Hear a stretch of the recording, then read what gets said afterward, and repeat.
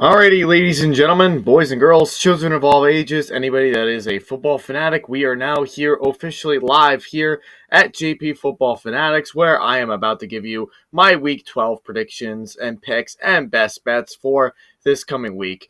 So happy Thanksgiving, everybody. I hope everybody's going to enjoy the holiday as we do open up with Thanksgiving Thursday tomorrow with three headline football games happening for tomorrow night. So it's always a good time to watch some football on the holiday, eat some turkey, stuff your faces, and watch some good football that's going on this week.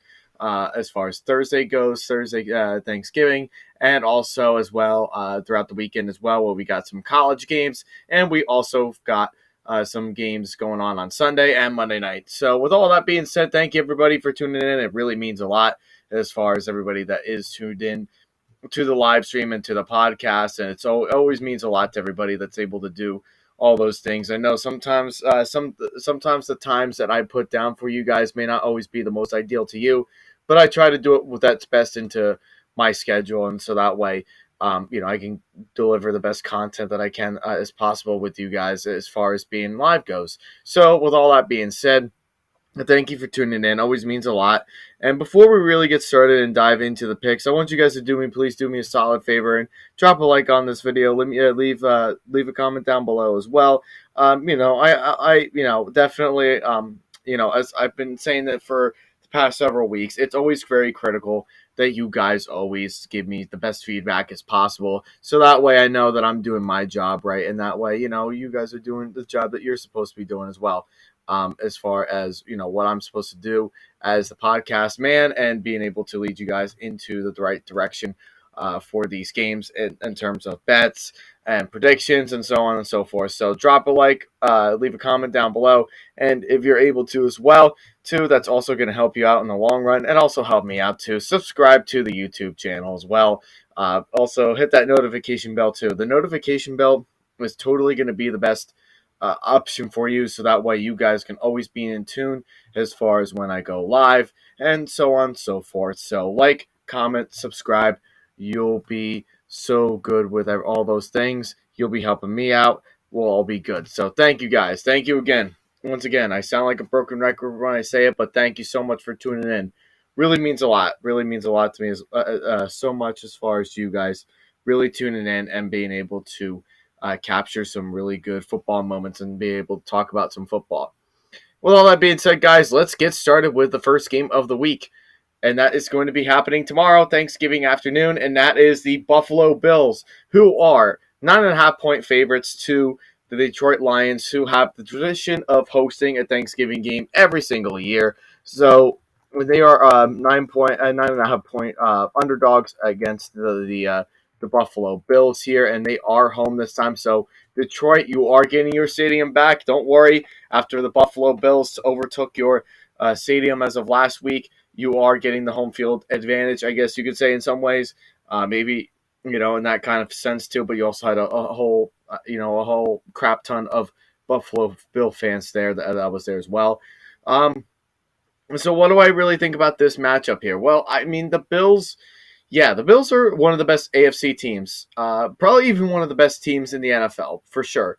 But they have not been playing like they've been the best team in football right now. They've been kind of lagging the last couple of weeks. Yeah, even with them beating the Browns last week, they barely kind of snuck away with that game. I feel like if the Browns had some more opportunities and were able to stop them defensively, because their defense is probably one of the weakest units in the NFL right now, they probably could have ended up beating the Bills and winning that game.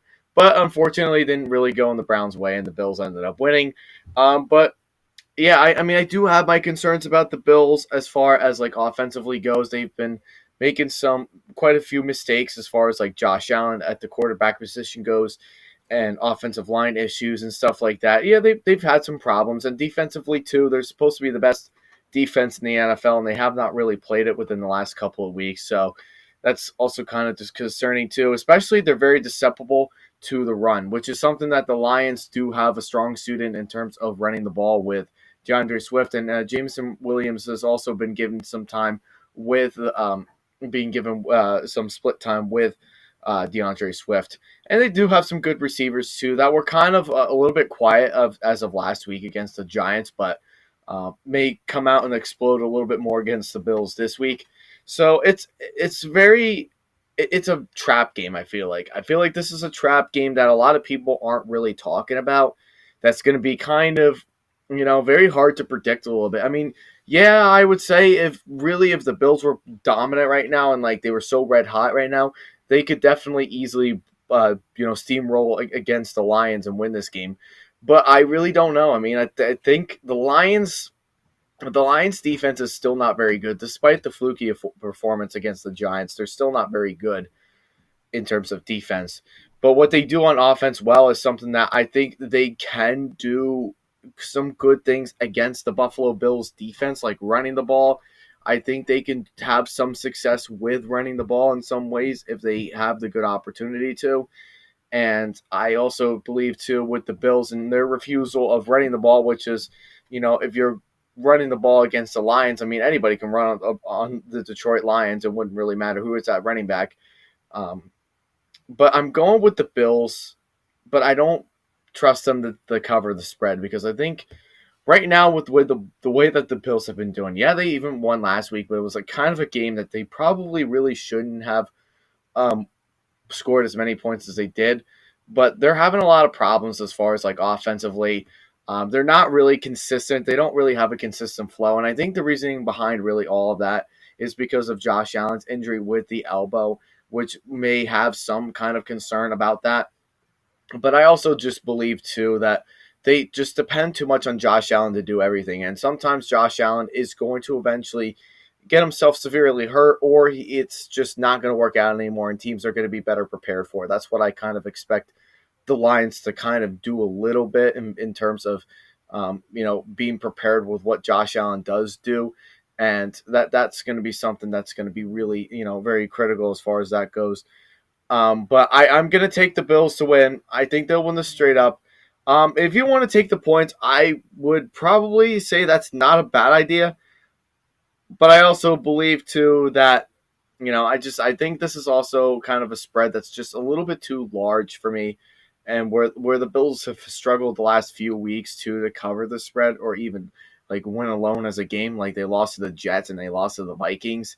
It's honestly a little too daunting for me to take the spread here. But if you want to take the spread, it's definitely something I'm not opposed to. But it's something that I probably would not recommend betting on this game because of just the way that they've been playing as of late. All right, next game, you've got the New York G-Men.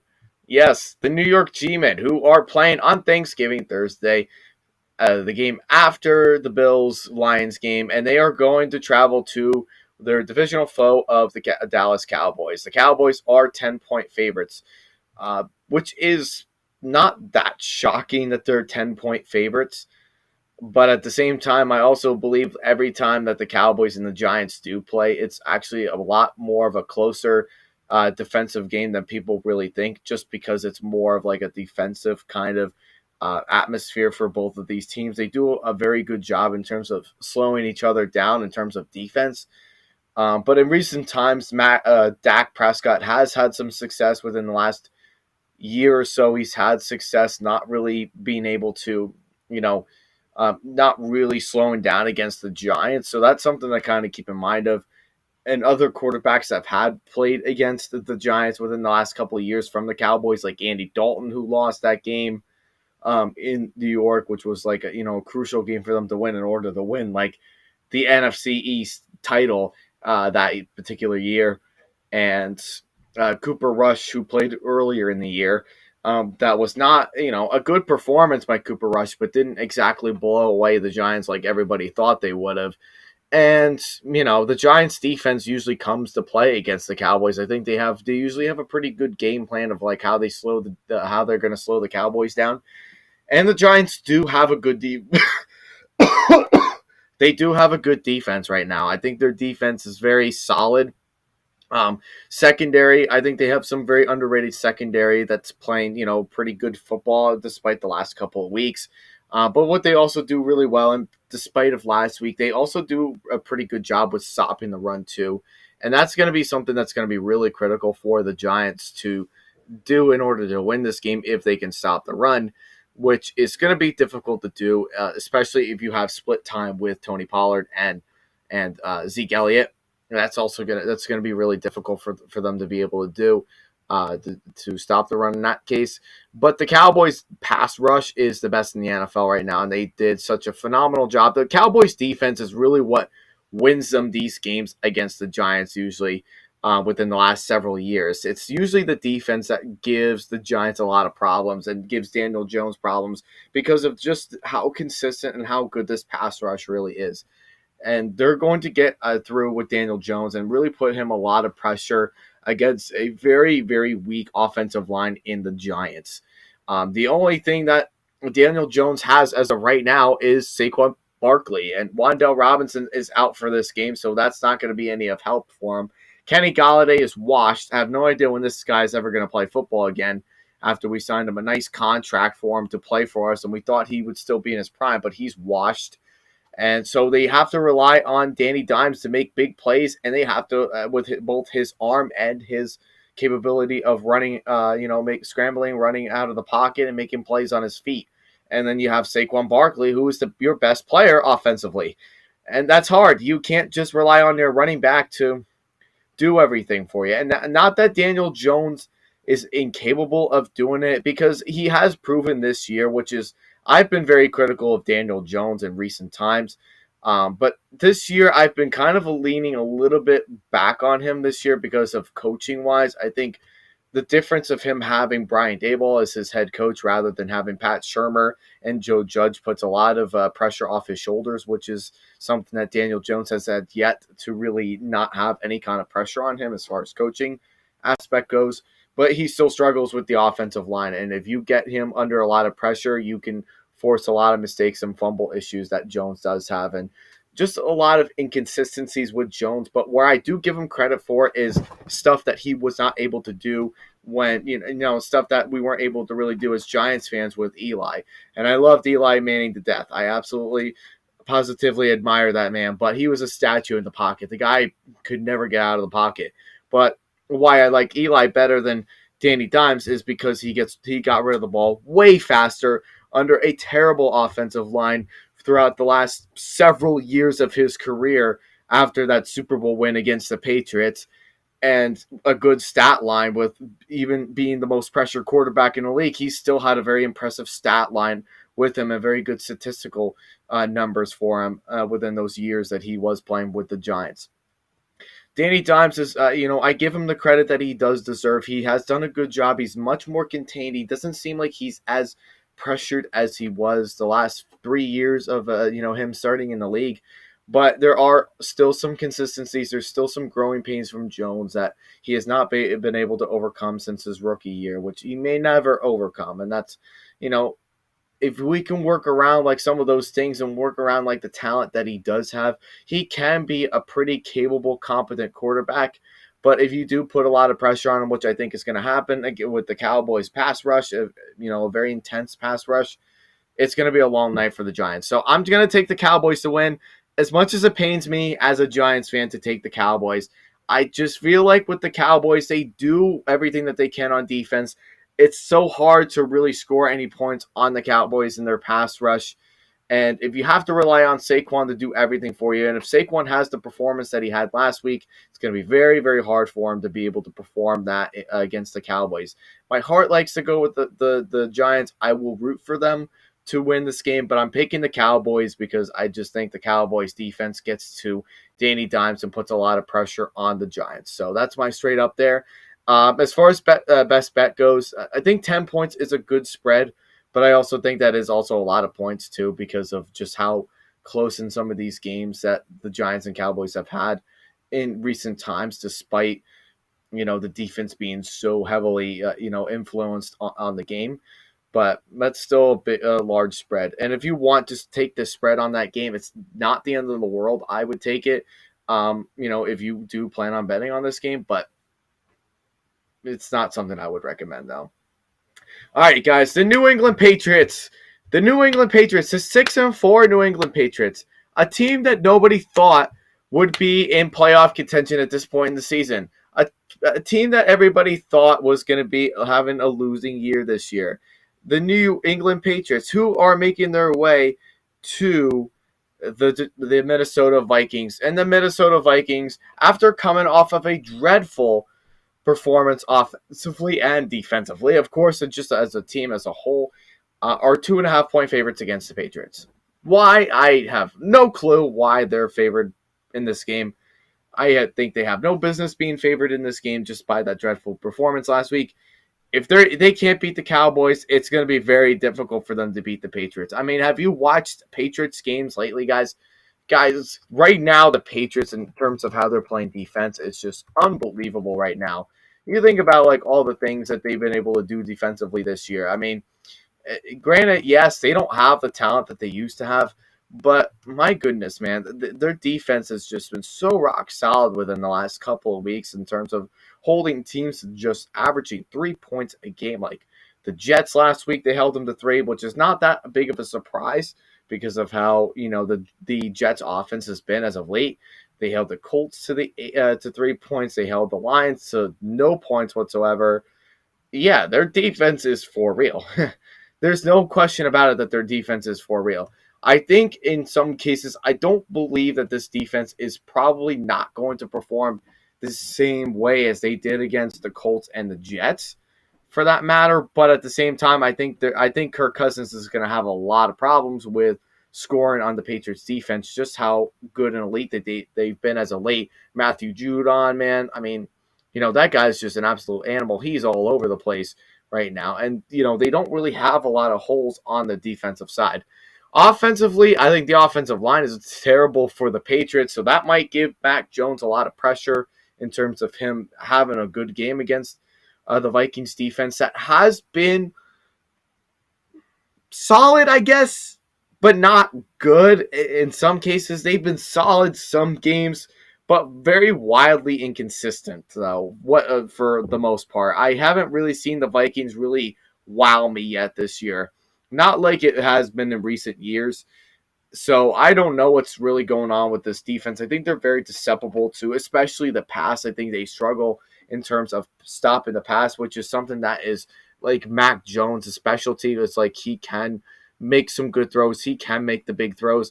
And even though he has not been the quarterback that he was last year, that is probably very true.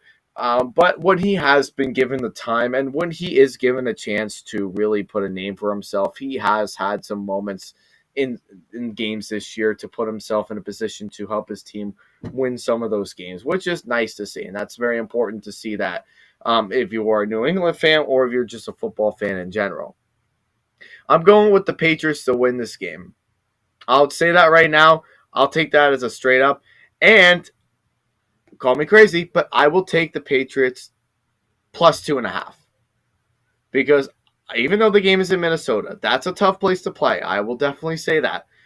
But I like the way that the Patriots are playing defense. We've seen Kirk Cousins play in primetime games. It's not the best idea to bet on or pick Kirk Cousins to win any primetime games. Just based off of his Sunday night football record, his Monday night football record. Usually, as they say, any game after 1 o'clock is where we really see it's kind of like the witching hour for Kirk Cousins, and that's when he does not play the best football that we know he could play. That's why I can't take the Vikings to win the game, though. That's really why I can't. I think they have the offense that may match up well enough with the Patriots in terms of like Justin Jefferson. That's going to be kind of hard for the Patriots defense to cover Justin Jefferson or take him out of the game in some ways. I think the run game for the Vikings is good. I think the run defense for the Patriots is much better than it was last year. I think that's definitely improved for sure. So they might be able to slow down the run. They may be very good against Dalvin Cook when they do run the ball. That's going to take away like Kirk Cousins. They'll like put a lot of pressure on him and have him make some big throws in those kind of moments. But I'm taking the Patriots to win. I think the defense is just way better than the Vikings for sure. I think it's also primetime. It's a primetime game that Kirk Cousins struggles with always. And That's really the name of the game. So I'll take the Patriots. Take the New England Patriots. I will take the +2.5. That's what I will do for that game. Next game, you've got the Houston Texans, the worst team right now in the NFL, who is going to play the Miami Dolphins, and the Miami Dolphins are 13.5 point favorites. I'm taking the Dolphins to win. Okay, I'm taking the Dolphins to win. As far as covering the spread, I would like not hesitate whatsoever to take the 13.5 points. Yeah, that seems like a very large spread. Yeah, that seems very large, but I also believe, though, in some ways that the Dolphins are just way too fast of a team for many defenses to stop. And we've seen some of the teams that they played this year that have good defenses, and they couldn't even slow down Tyreek. They can't slow down Jalen. And really, not for nothing, the Dolphins is something what the Bills don't have. They have a pretty decent run game with Jeff Wilson, Raheem Mostert. Like, their run game really is pretty existent, and it's pretty solid, I feel like. And that's something that's the Texans defense is very susceptible to is against the run. They can't do it.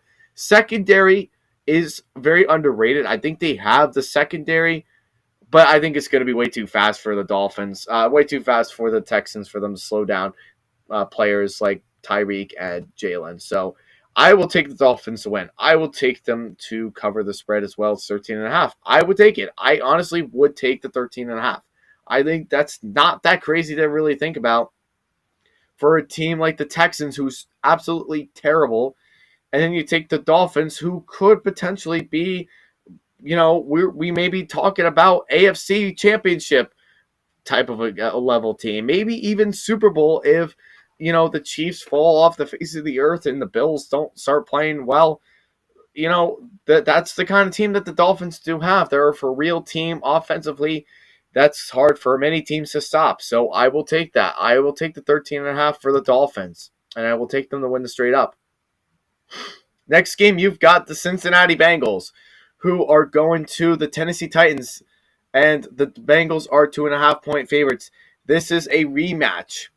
We'll talk about that a little bit, okay? This is a rematch of last year's AFC divisional game between these two teams, and this was kind of the game where it put Ryan Tannehill in a very dark place.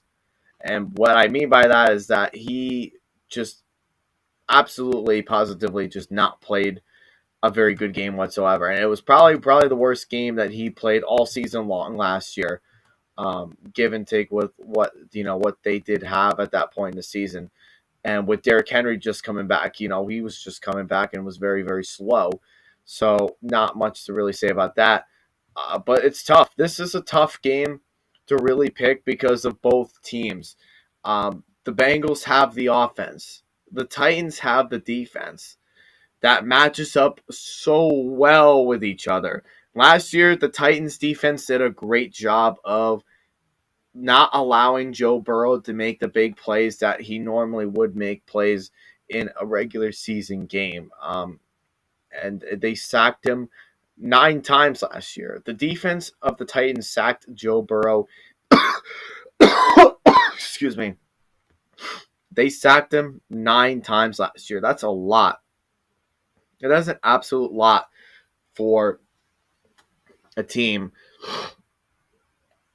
that made their way to the Super Bowl and to get sacked 9 times and still win a game. It's just absolutely crazy with the way the Bengals were able to play themselves last year. The Titans, however, so offensively with the Titans, we'll talk a little bit about the offense for the Titans. The offense for the Titans is very, very subpar. That is probably true. But with the mind of Mike Vrabel and with a pretty decent play call that they do have over in Tennessee, and Ryan Tannehill, Derrick Henry, who carries the offense for sure, with the play calls that they've had this year, it's been pretty solid. I mean, when you take a look at this Titans team, they've got good, they have a good reputation as far as what they're able to do and whatnot. We know they run the ball very well too.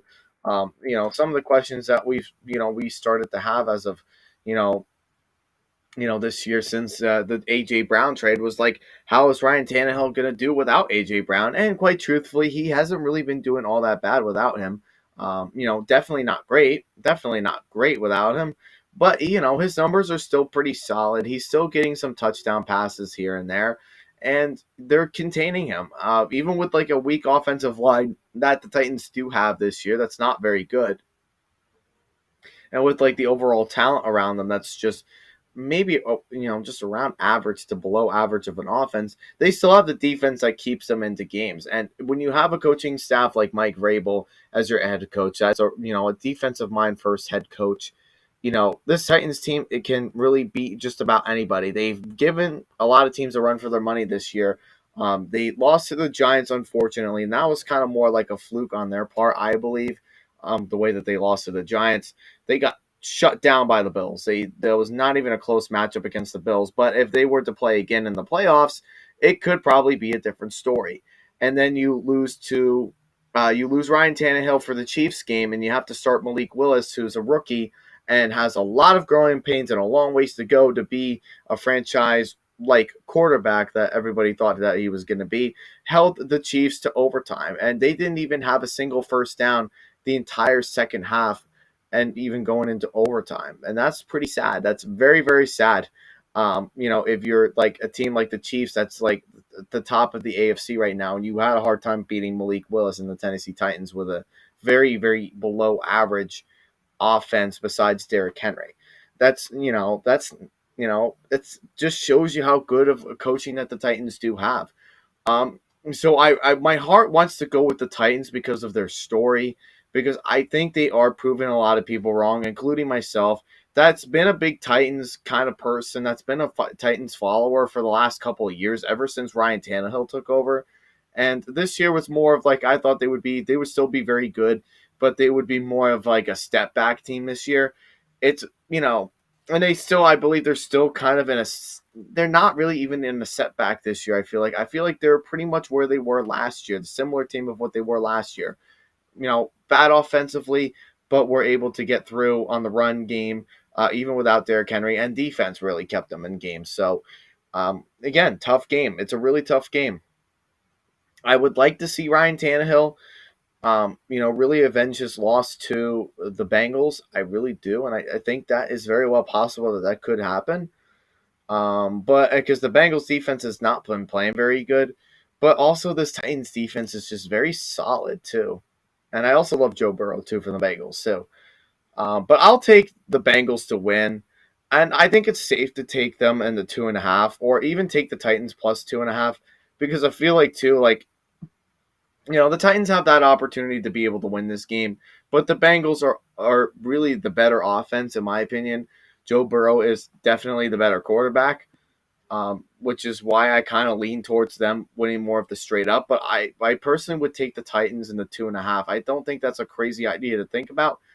Just knowing of how, as far as like, how the defense of the Titans has been this year. So that's what I'm going to do. I'm taking the Bengals to win the straight up, and I would take the Titans plus 2.5. That sounds like a pretty good bet to me. All right, next up, you've got the Denver Broncos, the very, very overrated team of the Denver Broncos that everybody thought was going to be the new Rams, the new Bucks this year. That was, having a new franchise quarterback, and all was going to be really good, and yada, yada, yada. Who are 2.5-point favorites to another team that is also very similar to them in the Carolina Panthers. The Broncos are 2.5-point favorites. The Panthers are on their third starting quarterback this year already. They already announced it today, and Sam Darnold is going to get the start in this particular game. How is that really going to change the effectiveness of the offense of how the Panthers are? I have no idea, but we'll see what happens. Maybe that'll prove people wrong, and maybe Sam Darnold will have a good game in this game and not force any interceptions or fumbles or whatever. Or he can play smart ball, not play stupid ball. I have no idea what the purpose at this point is. Maybe they just want to see where Sam Darnold is at this point in his career, and maybe they just want to see, like, is this the guy that's going to help us win some games? But yeah, the Broncos are 2.5-point favorites. Neither of these teams are good. Let's put it out there right now. I don't want to spend a whole lot of time talking about these two teams because they're just not very good offensively. Defenses is more of the story of this game, in my personal opinion. I think the Broncos' defense has been so good defensively this year that they hold teams to a lot of, really low scoring games. Like the Chargers, they held them to like 19 points, which is, Chargers have been struggling a lot offensively this year, but in terms of that, hold them to 19 points. That's something worth noting about. They also held some teams like I'm trying to think of like other teams that they played this year. But they've been holding some teams to like low scores, like the Titans to 17 points. They held the Colts to 4 field goals, and they still lost that game. They held the 49ers to 10 points. So their defense has been playing rock solid this year. And I think in terms of the defense and how they are in the run game has been a lot better than it was last year. Last week was more of like back to like their old Broncos run defense way where, they did get a little bit run over by Josh Jacobs a little bit. And that might be a little bit of a factor here for how the Panthers do in this particular game. But the thing about this Panthers team this time is they do not have Christian McCaffrey. They have Deontay Foreman, that Cubba guy, whatever his name is. I don't even know fully what his name is. I had him in fantasy for like 1 week and I dropped him immediately because he did absolutely nothing for me in fantasy. Yeah, it just don't. Neither of these offenses are very good, and quarterback has been an issue for both teams this year. I would say Russell Wilson's issue with the quarterback position that he was in with the Broncos this year is not totally in terms of like his play or anything like that. Yeah, he's had some really, really bad games this year with the Broncos, but at the same time, too, I think this is just a new phase for a new team that he's playing. He's learning the offensive playbook and everything, and that's where, kind of like where his reasoning behind why he hasn't been good this year. And then with the Panthers, their Panthers are just a hot mess. They're just all over the place and just not very good overall. So, but the defense for the Panthers is pretty underrated. I think they have a pretty underrated defensive line that's been playing, well, I feel like they've been playing solid. So that's something to note there. But I'll take the Broncos to win this game. I don't want to spend a whole lot of time talking about it, but I'll take the Broncos to win this game. Even the times without Bradley Chubb, who's not there anymore with Denver, even with Russell Wilson and his very subpar game plan this year with the Broncos, I still trust him and the Broncos way more than I would trust the Panthers and Sam Darnold. That's just how I feel about this game. Now, in terms of the Panthers, could Sam Darnold have a good game and surprise everybody? Very likely. Very likely they could. But I will take Russell Wilson. I will not bet Sam Darnold whatsoever. I will bet Russell Wilson to win this game. I'll take the 2.5 points for the Broncos. I think I'll just take the points there. And I'll take the Broncos to win the game straight up. All right, next game. You've got the Chicago Bears. The Chicago Bears, who may be without Justin Fields this week with a shoulder injury. And he is going, well, if he was playing in this game for sure, they are going to MetLife Stadium in East Rutherford, New Jersey, my home state, where they're playing the New York Jets. The Jets, who are magically favored for probably the first time all year. I do not believe I have done a single weekly prediction video this year where the Jets are actually favored. And not only are they favored in a game, they're actually favored by 6 points, which is pretty surprising. The Jets, let's talk about the Jets. You probably already heard it, but I'll reiterate it. We heard earlier in the week, according to Coach Saleh, that Zach Wilson was not going to be committed to play on Sunday. The rumors have been confirmed. He is benched. Mike White, baby. Mike White is going to be starting in this game with the Jets against the Bears. I'm taking the Jets. What else do the Bears have that wants me to pick the Bears? Okay, the defense is trash now without Roquan Smith and Robert Quinn. really they have Eddie Jackson. That's it. That's really it that the Bears do have. What else do they really do well in besides running the ball? And if Justin Fields isn't in the game, that changes everything in terms of the rushing yardage. David Montgomery, Khalil Herbert, in terms of that game goes, very good in the run game. I think Herbert is the better running back out of the two. I would be starting Herbert over Montgomery, but I believe Herbert is injured as of right now. I don't know. I think he played in last week's game. But I'm not 100% sure. I didn't really follow too much about last week's game, but I'll just take a look at that real quick to really. No, I guess he did not play in last week's game, which I think he was on IR, but I think he is on IR right now. If someone wants to comment that on the comment box, that would be really appreciated.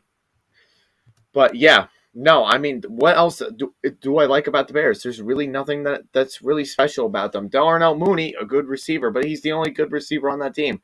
And if Justin Fields is not in the game, and Trevor Siemian is the starter for this game, who knows? Will he be able to get enough time to throw the ball to Mooney? Is he going to be targeting Mooney more often? And what I like about the Jets is just defense. Defensive line, the interior defensive line, the run defense, the secondary. There's so much I like about the defense that's going to be so hard for the Bears to be able to do anything on the Jets defense. Offensively, with Mike White in the picture, may look a little better than with Zach Wilson. We'll see. I think he was kind of the better starter last year when he did play in place of two injured quarterbacks, with Joe Flacco, who was injured for like a game or two, and with Zach Wilson, who was injured for multiple games last year. It seemed like he was the better and more trustworthy quarterback. They looked more electrifying on offense. We'll see if that really holds up. But I'm taking the Jets, though. I will take the Jets. The points, as far as the 6 points, may seem a little high. So maybe betting on the game would probably not be your best solution for this week.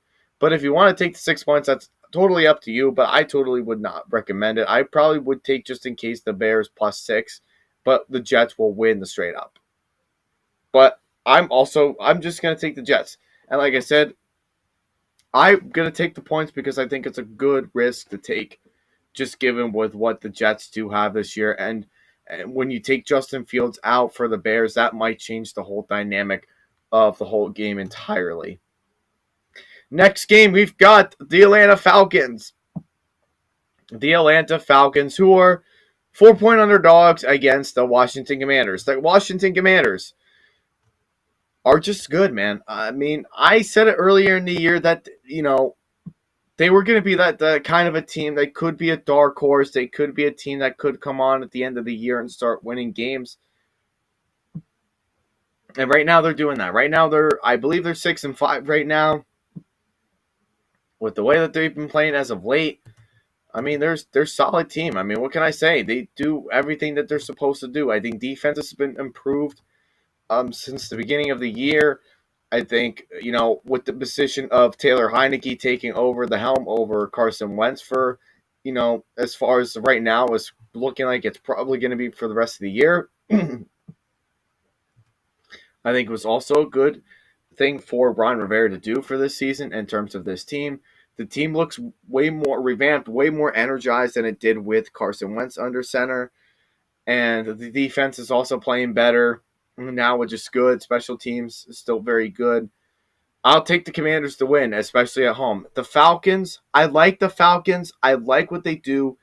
But I think it's also just really depends on defense, really, with the Falcons. Now, the Falcons defensively, a lot of people don't want to credit the Falcons defense, but I feel like they have not been that bad this year.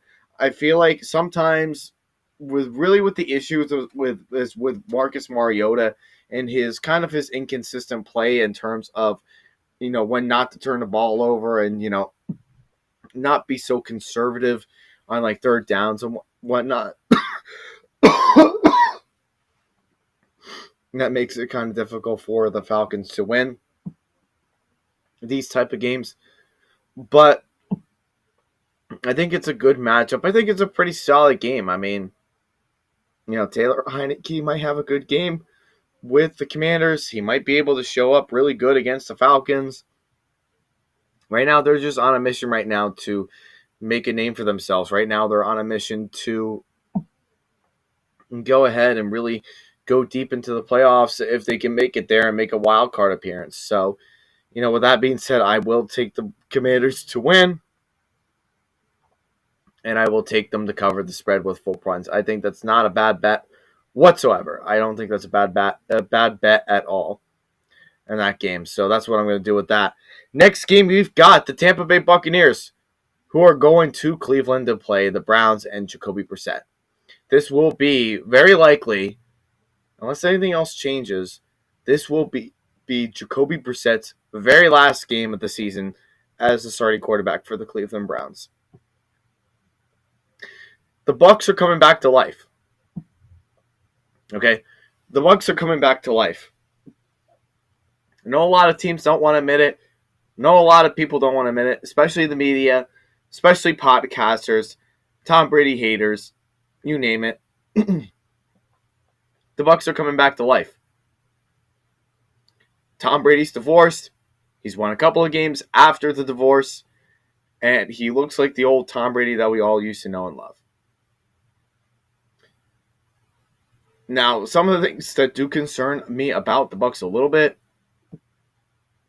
is more in terms of how their offensive line is going to prepare for players like Myles Garrett.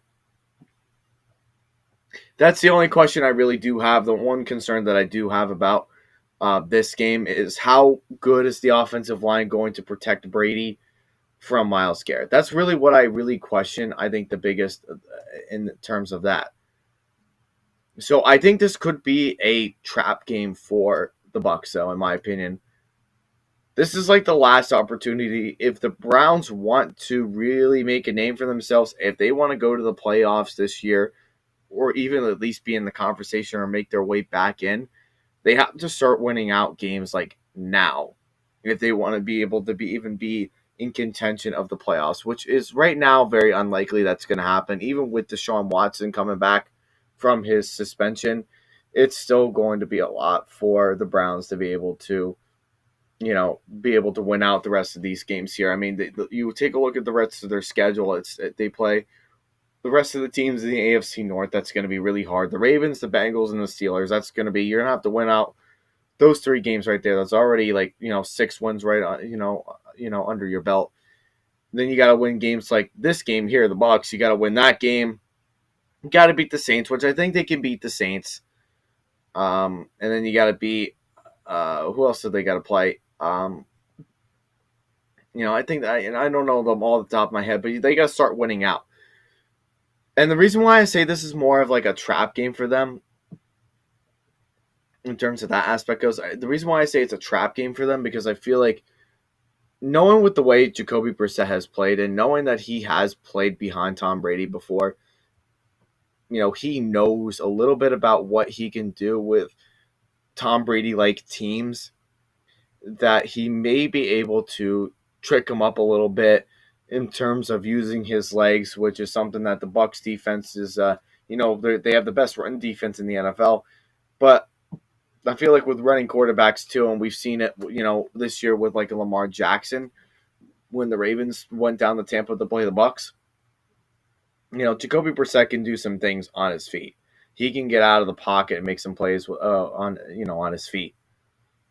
And with the run game like Nick Chubb, Kareem Hunt, which I think they need to trade Kareem Hunt because he's really not doing anything that's effective. He hasn't really done anything effective for this team this year. I think they're just wasting valuable worthy to him, and they need to trade him away for something, something to get like draft picks or something for next year. What they need to fix. But there are a lot of things to like about the Browns, and they really are not a bad team. I think they match up well in terms of them being on defense and the offensive line, especially with Myles Garrett getting after Brady. That's going to be very hard to stop someone like Myles Garrett. And then with the run game too, with Nick Chubb, who's been very good this year. And then you have to stop the passing attack too with that really good connection between Brissett and Amari Cooper and Donovan Peoples-Jones, who's getting himself involved in the offense too. Like there are some things that you have to watch out for that the Browns have been sneaky. They've been catching up on this year in terms of like the passing and the rushing. Like there's a lot of things to really look into for the Browns. That's why I say it's a trap game in that aspect, which is like they can expose the Bucks defense. They can, expose them a little bit, break them a little bit on defense. But it also will hurt the Bucks too if they do win and lose this game because they also have to win out too, especially for like playoff contention run. Like right now, they're looking like they could win their division right now. With the way things are looking right now, if the Falcons don't really start winning, the Saints, the Panthers are pretty much done at this point. So the Bucks have a chance to win their division, and they've got to win out some games too if they want to, get a better seed in the NFC side of things. And then with the Browns, they also have to start winning out too in order to put Deshaun Watson in a position to, take this team to the playoffs. But my heart and soul want to go with the Browns and Jacoby Brissett in honor of his very last game. Like I really want to pick Brissett, but my heart really knows that I want to pick them. But I'm taking the Bucks. I will take them. I will take the Bucks to win the straight up. I will take the Bucks to also cover the spread too. It's Tom Brady. I just cannot bet against Tom Brady. But it will be a very bittersweet ending for the Browns. Win or lose this game with Jacoby Brissett at center because he has done a pretty nice job with the Browns this year. I think he's done everything he possibly could to help put this team in a potential spot of a playoff run. He's played really well, very conservative like Brissett, which is something we have not seen yet in his career. It's going to be very bittersweet for him. That's why it's very hard for me to pick against the Browns because of just knowing that aspect of Jacoby Brissett's last game. But it's Tom Brady. It's very hard for me to pick against Tom Brady at any time, regardless of the team and the year that he's having. So that's why I got to take the Bucks, and that's why I got to take the points there. All right, next game, you've got the Baltimore Ravens at the Jacksonville Jaguars. The Ravens are 4-point favorites in this game. The Jags, man, I don't know what it is about the Jags. I like what they can do. They're a better team than what their record indicates, but the team is so very flawed. They make way too many mistakes at quarterback. They make too many mistakes in, their passing game, offensive line, defense, you name it. The Jags are very flawed in that case. Doug Peterson is a great addition for this team. I think next year, you give him another year to really turn this team around. I think he can do it next year, given with the talent that they do have. And they have the talent to be a playoff team next year. But right now, they're flawed. They're having growing pains. They're young. They're hungry. They want to figure out some things. This could be a trap game for the Ravens. The Ravens last week, the way they played last week offensively was trash. I'm sorry, Lamar Jackson. I love you. I love what you can do and everything and your ability. You're definitely a magician. You're hard to stop, but your offense was trash last week. Everybody was trash on that offense last week. Offensive line, receivers, run game. They have no run game whatsoever. There's a lot of things about the Ravens that they're very inconsistent. Yeah, they're a good team. Yeah, on paper, they're a good team, sure. But just very inconsistent. Like, I don't know which team or which explosive Ravens team you're going to see one week versus what you're going to see the next week. And if the Jacksonville defense plays the way that they played a couple of their games earlier in the year, they could potentially win this game and win an upset. So do I want to go with the Jags to win the upset, though? Trevor Lawrence to beat Lamar Jackson in his home stadium, in the Jags, Duval County. Do I really want to go with that? I mean, it's tough. I mean, what they do have is talent. I mean, Christian Kirk, a very solid number one receiver for this team, an excellent running back of Travis Etienne, who is the future for this team. Trevor Lawrence, up and down year this year for him, but is improving. He's having his growing pains. He's improving. I think they pull the upset.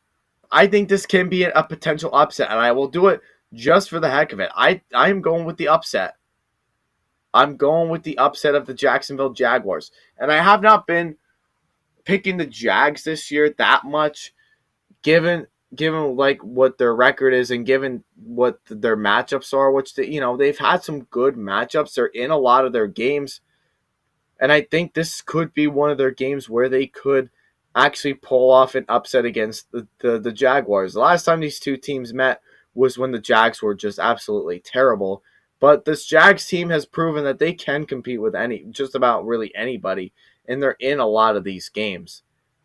The Ravens, however, if they play the type of offense that they played last week, it's going to be so hard for them to win this game. That's why it makes it very hesitant for me to pick them, which I know I really should take them, but I'm taking the Jags to win the straight up. However, 4 points, I don't like betting on these games that are half points or 4 points. Some of those games I kind of don't like betting on because there's the likelihood of them, the likelihood of them covering the spread is very possible for them to do so. But in these type of games, though, too, it's kind of hard for me to know, are they really going to be able to cover 4 points? Some teams can easily cover it, but other teams cannot. And it's just a weird number to really think about, too, if they can cover this kind of a spread. But I digress there. I'll take the Jags to win in an upset.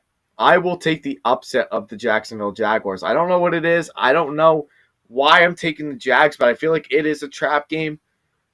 Likely like the Bucks and the Browns, this could be a potential trap game. That's why I'm going with the Jaguars.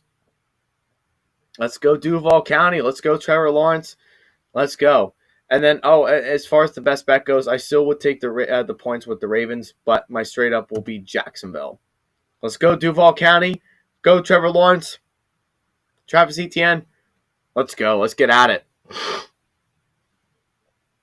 All right, next team. The Las Vegas Raiders. The Las Vegas Raiders are traveling to Seattle in the Seattle Seahawks, who are 3.5-point favorites here.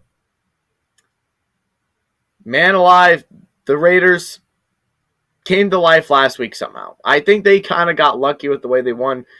Giving credit to Derek Carr, giving credit to Josh McDaniels and Devontae Adams, all those players, give them the credit that they deserve. That was a nice, really nice come from behind win for them. But I think they kind of got lucky in that game. I think they got lucky in that game to be able to win that game in the way that they did, just because of Russell Wilson and Nathaniel Hackett's lack of urgency in the game.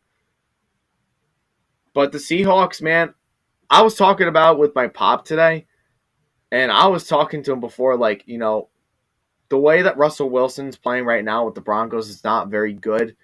But the way that the Seahawks are, who knew that the Seahawks would be winning, these kind of games this year, winning as many games as they are this year, and they are playing really well. The only thing I don't really like about them is obviously it's the obvious. It's their defense. Their defense are not good. They've been playing better as of late, but I still don't think they're I think it's kind of fluky for them to kind of play at this end of the year too. They're still not very good, especially they're very susceptible to the run. They give up a lot of yardage on the ground, and that's something that the Raiders can take advantage of with Josh Jacobs here. And as far as the secondary goes in the pass rush, it's not bad, but very inconsistent for the Seahawks. But Geno Smith on the other side is playing good football. I mean, earlier in the year, if you were to ask me this kind of question again with the way that Geno Smith would be playing, would he be, playing for a wild card or a chance to win the division? I probably would have said, yeah, in your dreams. But no, he's been playing solid as of late, and it's really cool to see him, really play the way that he's been playing.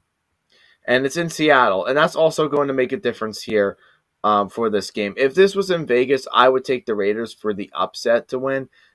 But I'm picking the Seahawks to win. I think the fact that they're playing at home in Seattle, playing in that stadium is just very, very, very, very, very loud.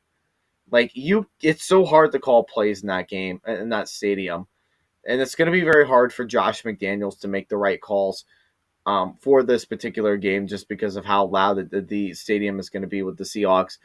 But yeah, Geno Smith, I think as of right now is the better quarterback than Derek Carr, and I like Derek Carr, and I had him earlier in this year in like inside my top 10 quarterbacks of as of this year. I didn't post a video of it, but I made a PowerPoint and was like trying to figure out like the top 10 quarterbacks as of this year out of like 32 teams and whatnot. I would say right now Geno Smith is like at least top 20, top 15, and I would guarantee you that he is above Derek Carr as of right now. Guarantee that. I like the way that Geno Smith is playing this year. I think he looks, he's not Russell Wilson, but he's playing better than Russell Wilson. He's making the big throws when he needs to. They don't ask him to do, they ask him to fill in some big shoes in terms of like really making like plays like down the field, making the short plays that he can do well. And he's playing consistent. I think the coaching staff is doing a good job with keeping him contained. I think they're doing a good job with doing what he's successful, what he's usually successful in. And it's nice to see. It really is nice to see. But yeah, I'll take the Seahawks to win this game. I'll take them to cover the spread. I think that's not an argument there that needs to be done. I think they cover the spread, and I think they win the straight up game. We'll go with that. All right, next game. You've got the Los Angeles Chargers. I was talking about them a little bit last night in my game. My game. They're going to play the Arizona Cardinals. The Chargers are 3-point favorites. This game is tough. I told you, last night. If the Chargers are making the playoffs, if they want to make the playoffs, their time is now to start winning games. Their chances of making the playoffs at this point in the season is very slim now. And this starts like the beginning of where they're going to start, really wanting to win games. They would have to start here. They would have to be the Cardinals in Arizona. Is that very possible for them to beat the Cardinals in Arizona? Yeah, I think so. As of right now, Kyler Murray is playing in this game. He is healthy. He's ready to go. So he will be playing in this game on Sunday, which will be nice. As far as like the Chargers go, I mean, they're going to struggle against Kyler Murray, though. That's all I got to say on that. They're going to struggle against Kyler Murray. They're going to struggle with the defense, especially. It's just going to struggle with Kyler Murray. They're going to let him run all over the place. They're going to let him make all these big plays. He's going to be like the road runner, beep, beep. He's going to make good passing plays. Like right now, like offensively, as far as like the Cardinals go, are right now better than the Chargers. Because the Chargers have so many injuries on both sides of the ball. Mike Williams, I think he's still very questionable. We don't even know if he's really even playing in this game right now. I believe they did say he was healthy. I do have him on fantasy football. I will check that again if that is the case. But I believe he is questionable for this week. Last I checked, and he is still very questionable with this game. We'll see. He did not get the practice today. And that's going to really hurt the Chargers in terms of that aspect goes. Yeah,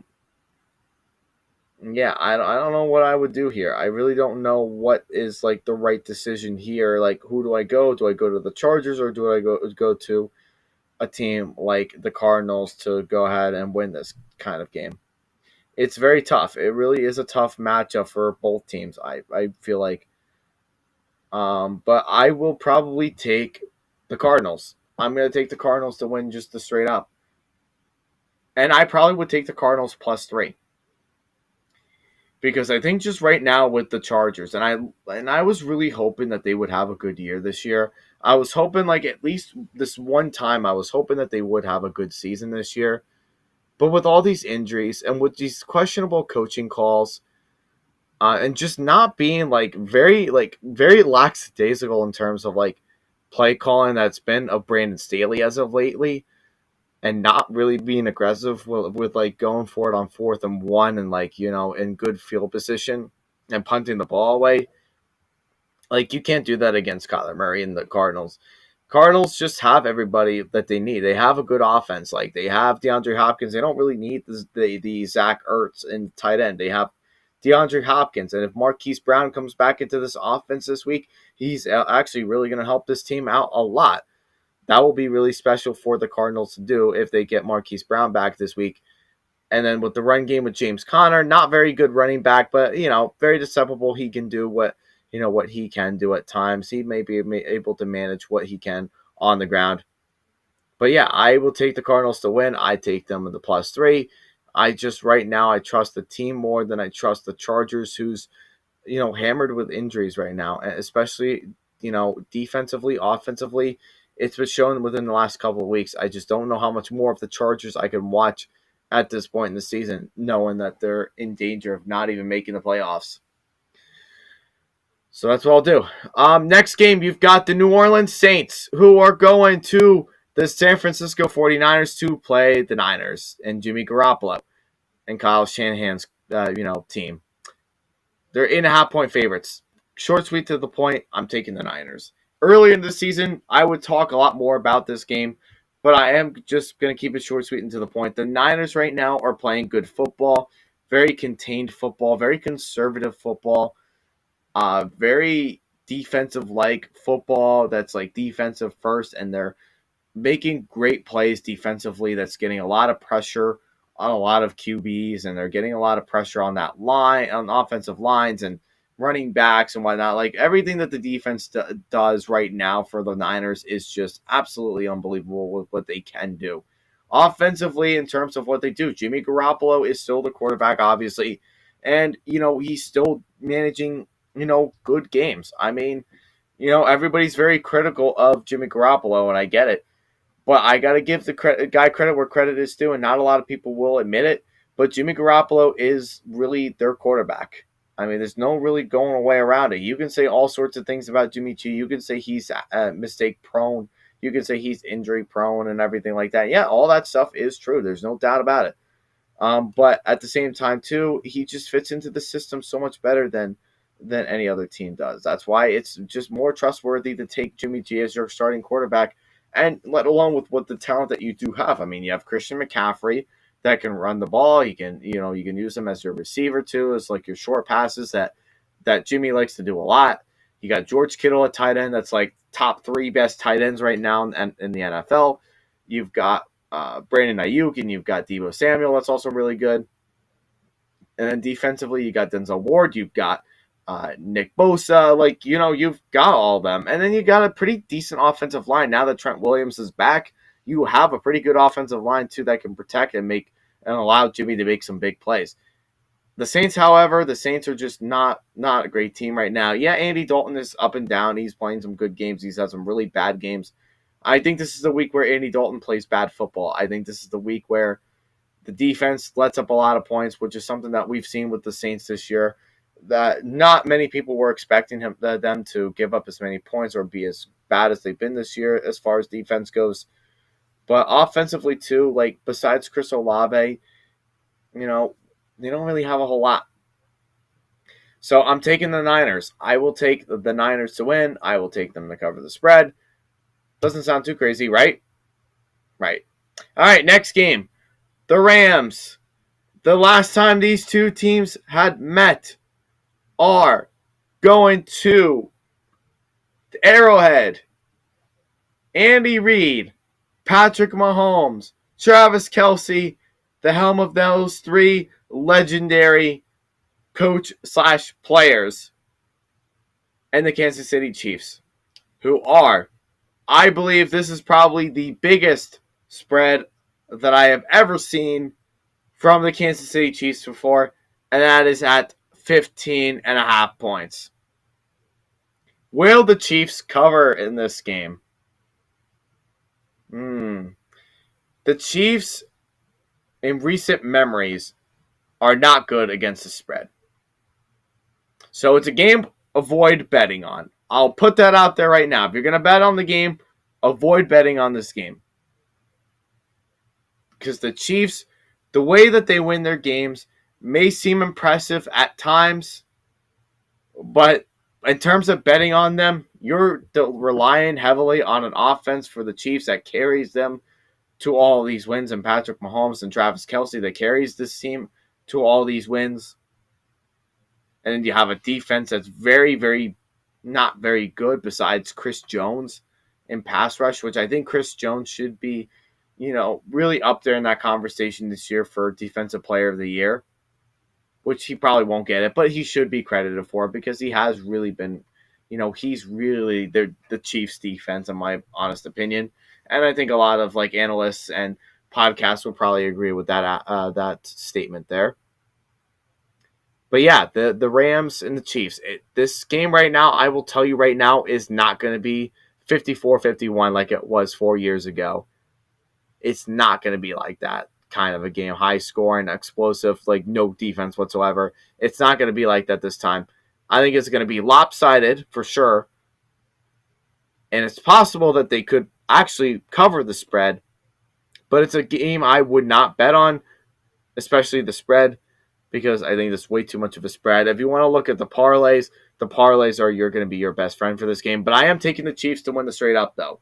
Right now, the Rams, what do they have? Absolutely nothing. They have no run game. They don't have Cooper Kupp. Matthew Stafford's out. The offensive line is terrible. The only thing that this team really has right now is defensive players. Aaron Donald. They have Jalen Ramsey. And that's it. That's really literally all the Rams do have right now. And then Sean McVay as coach. That's it. That's all that this Rams team has. So with that being said, I'm taking the Chiefs to cover. I will take not cover, but I will take them to win this game straight up. And then as far as the over/under, look at the over/under and see where you can get with that, because I think you could have some success there. But as far as the 15.5 points go, it's worth avoiding. All right, 2 more games left. We've got the Green Bay Packers and Aaron Rodgers, who are going to Philadelphia to play the 9-1 Eagles.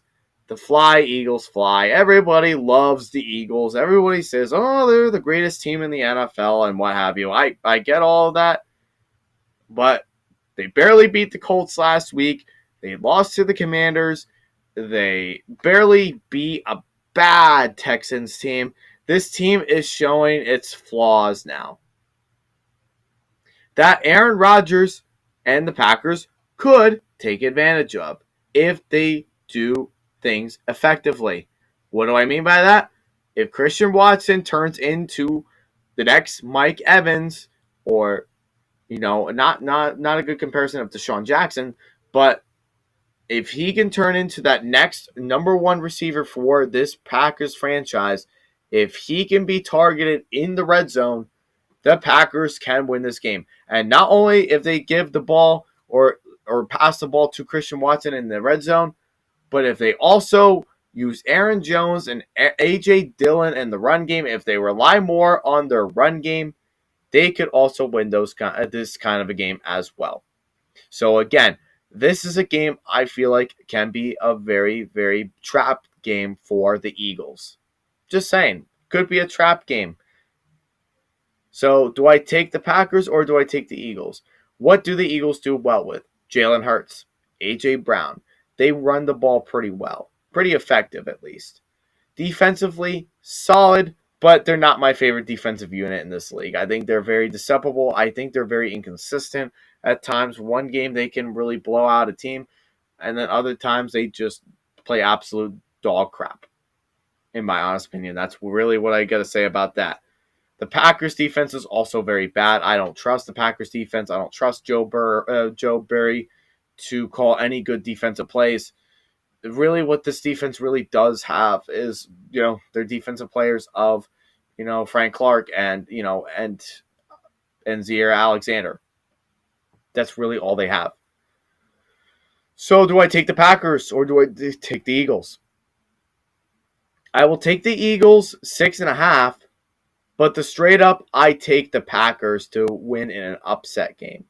He's had a good history against the Eagles. In my honest opinion, he has had a good history against the Eagles. It's going to probably be tougher for him beating them in their home turf, but he's had success against them before. If they do exactly what I say they should do, they win the game easily. They could absolutely positively win this game. But they got to do what I say they should do in terms of running the ball with Aaron Jones, give the ball to him, give the ball to AJ Dillon, and not make so many bonehead decisions with like going like in the deep ball every single play, because that's what Aaron Rodgers likes to do. Aaron Rodgers and the Packers don't like to run the ball, and they know they're good at it, but they don't like to run the ball. They like to have Aaron Rodgers, and he likes to play a lot of hero ball. You don't want to play that in this kind of a game. Your season's on the line. You're still in a potential position to get back yourself into playoff contention. You got to win this kind of a game. You got to win this game, especially a team that's been very solid this year. All right, next. The very last game, Monday Night Football, with the Pittsburgh Steelers and the Indianapolis Colts, who are 2.5-point favorites. What do I think about this game? Well, it's not the greatest game in the world, for sure. Not the greatest game in the world. At least not anywhere as good as it has been in recent times.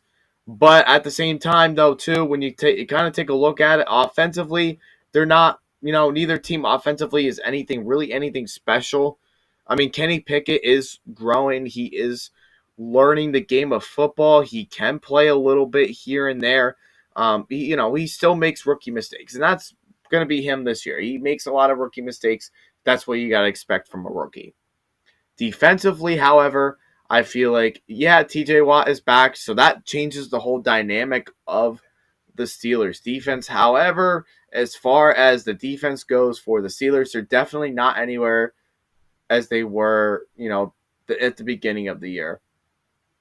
I mean, I think they struggle with stopping the run. That's like one of the biggest things that they do have a hard time with, and I think that's where Jonathan Taylor and Deion Jackson, if he gets some split time too with Jonathan Taylor, they could take advantage of that. This could be like a Jonathan Taylor-like football game for him. And in terms of like the passing game, really, I mean, neither team really has anything really that really scares you. Maybe the Steelers have just a little bit more in terms of the passing game that does scare you a little bit more. With George Pickens, at wide receiver, but that's pretty much it. And then the Colts have Michael Pittman as their number one receiver. And then, the quarterbacks, you look at Kenny Pickett and you look at Matt Ryan, who's, looking like he could retire at the end of this year, if not next year at the very least. But I still don't really like what the Steelers do have. I think their offense is still very bad. I think last week, in terms of them scoring 30 points, was, and, even it was because of garbage time, I still think it was a little bit fluky with the way they did score all those kind of points, and it was also just kind of like, it was more of a fluke for them, but it's not anywhere like where the Steelers would score 30 points again. I don't think they score 30 points against the Colts defense. I think both defenses are very good. I don't expect this to be a high scoring affair, but I think the Colts, in terms of, the run game of what they do really well in, and the run game with Jonathan Taylor, and if Matt Ryan limits his mistakes, I think the Colts win this game. I think the Colts win. I think they cover the spread at 2.5, and it's Monday night. And usually, I mean, you want to usually try to take the home team as much as you can, and sometimes that is hard to take the home team, and I get it. But I feel like right now with what the Colts are doing, I think they're getting themselves into the right position of where they are, where they should have been all season long. I think that just starts here because the Steelers are just not a very good team overall. And that's what I really got to say. I think Jeff Saturday might prove some people wrong and get his second win against the Steelers. Some people may say that's not very impressive. But to me, to be able to beat like a franchise that won 6 games in a row, not 6 games in a row, but 6 Super Bowls, and have a good coaching staff like Mike Tomlin in there, that's tough. That's tough to go into doing your interim head coaching, job. So I'll take the Colts to win. I will take them to win. I will take them to cover the spread. That this is a game that I believe is probably worth betting on, and I probably would take the under on this game too, just to see if I can earn a little bit of extra money. And with all that being said, folks, thank you so much for tuning in. That is the end of my Week 12 predictions, picks, and best bets for Week 12. Before I sign off, everybody, make sure you please drop a like on this video. Be sure to also drop a comment as well, too. Your feedback is very important to me, and your suggestions in terms of content that I am delivering is also going to be very important to me. And that's kind of like what I take into the consideration to really help these podcasts really get going and really get get the game going here. So hit the comment button down below, and if you're also available too, if you wish to do so as well, which is something I totally highly suggest everybody to do. Also subscribe. Hit that subscribe button. Hit the notification bell. When you see the little symbol that has a bell on it, you press it, and then all you do is you just wait until new content comes out. Could be a live video, it could be an upload that I film overnight and then I upload it like the next day, whatever. You will be alerted if you do that. So comment, subscribe, notification bell. You do all those things. That will be, a blessing for me and also for you too to learn new content of the NFL. And with all of that being said, everybody, happy Thanksgiving to everybody. I hope everybody really goes to town tomorrow in terms of eating a lot of turkey, eating a lot of the food, and just and being able to enjoy the time that you have with friends and family. So happy Thanksgiving, everybody, and we will see you all next time. Thank you so much, everybody. God bless. Happy Thanksgiving.